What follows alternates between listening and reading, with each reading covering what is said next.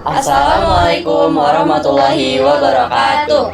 Perkenalkan, kami dari ST23.1 dengan kelompok A, subkelompok A4. Perkenalkan, nama saya Sri Wahyu Andira dengan NIM D34012510121.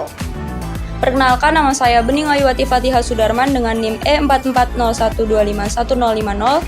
Perkenalkan, nama saya Muhammad Pasya Yasona Putra dengan NIM G840125118. Di sini kami akan melakukan praktikum mandiri dengan judul percobaan air sadah. Tujuan dari praktikum ini adalah untuk mengecek atau mengidentifikasi kesadahan dari air.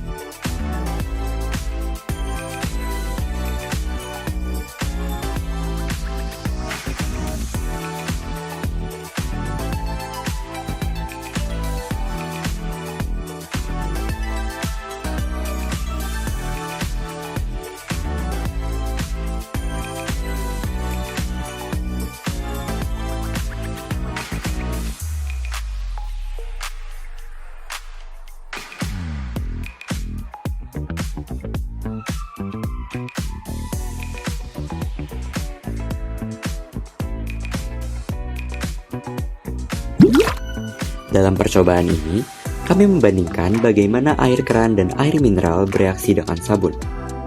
Secara visual, air mineral menghasilkan busa yang lebih banyak, sedangkan air keran menghasilkan busa yang jauh lebih sedikit. Untuk memahami kenapa ini bisa terjadi, kita perlu tahu dulu apa itu air sadah. Air sadah adalah air yang mengandung ion kalsium dan magnesium dalam jumlah yang tinggi. Sumbernya biasanya dari air tanah yang meresap dan melewati lapisan batuan, terutama batu kapur dan dolomit. Saat air mengalir melewati batuan ini, sebagian mineralnya larut dan ikut terbawa ke dalam air. Itulah sebabnya air keran yang berasal dari air tanah sering jadi air sadah. Sedangkan air lunak adalah air yang kadar C+2 dan Mg+2-nya rendah. Karena kadar mineralnya kecil, sabun lebih mudah bekerja di air lunak dan busa yang dihasilkan bisa lebih banyak. Jadi, ketika sabun diaduk ke dalam air mineral dan air keran, sebenarnya yang diamati bukan sekadar busanya, tapi perbedaan komposisi kimia dari kedua jenis air itu. Sabun itu biasanya merupakan garam natrium dari asam lemak, contohnya natrium stearat. Di air lunak, ion natrium tetap stabil, sabun larut sempurna, dan hasilnya busa yang terbentuk banyak. Tetapi, jika sabun bertemu air sadah, ion C+2 dan Mg+2 dalam air berlangsung bereaksi dengan ion stearat dari sabun. Reaksinya begini. Hasil dari reaksi itu adalah kalsium stearat atau magnesium stearat yang sifatnya tidak larut dalam air. Endapan ini yang sering disebut soap scum atau lapisan putih yang membuat sabun menjadi kurang efektif karena sebagian sabun berubah menjadi endapan. Jumlah sabun yang tersisa untuk menghasilkan busa jadi jauh lebih sedikit. Itulah yang terjadi pada air keran yang biasa kita pakai. Kandungan kalsium dan magnesiumnya lebih tinggi, jadi sebagian besar sabun berubah jadi endapan, alhasil busanya sedikit.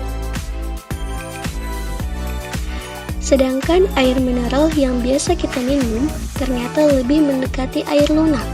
Kandungan kalsium dan magnesiumnya jauh lebih rendah dibanding air keran.